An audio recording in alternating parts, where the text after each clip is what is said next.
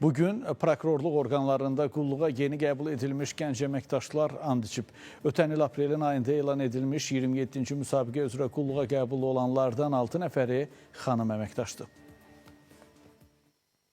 Onlar prokurorluq orqanlarında işə qəbul üçün imtahan vermişdilər. Bugün isə Baş prokuror Kamran Əliyevin təqdimatı ilə ölkə üzrə rayon və şəhər prokurorluqlarına işə qəbul olmaq üçün təntənəli surətdə and içdilər.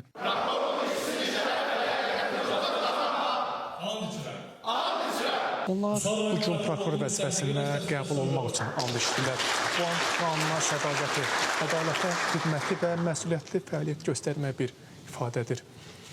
Bu, hüquqşünaslar üçün sadəcə bir peşə seçimi deyil, eyni zamanda cəmiyyət qarşısında öhdəlik və etimaddır.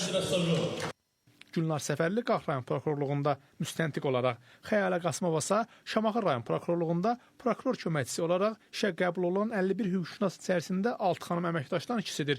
Deyirlər ki, həm imtahan, həm də təyinatları obyektiv və şəffaf keçirilib. Prokurorluq orqanlarına qulluğa qəbul olmaq və bu adı daşımaq, bu vəzifəni daşımaq bizim üçün çox qürurludur. Prokurorluq orqanının əməkdaşı fəxri adına, şərəfli adına layiq olduğum üçün dərin qürur və minnətdarlıq hissi duyuram. Bu məşəqqətli və məsuliyyətli yolda sözsüz ki, hər birimiz uğurla və inamla addımlamalıyıq.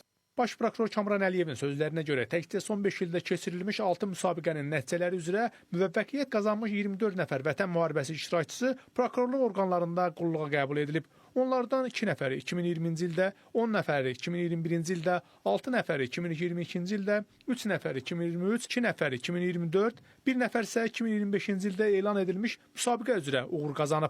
27 qəbul dövründə, deməli, prokurorluğa mən baxdım, 8060 müraciət olmuşdu işə qəbuluna.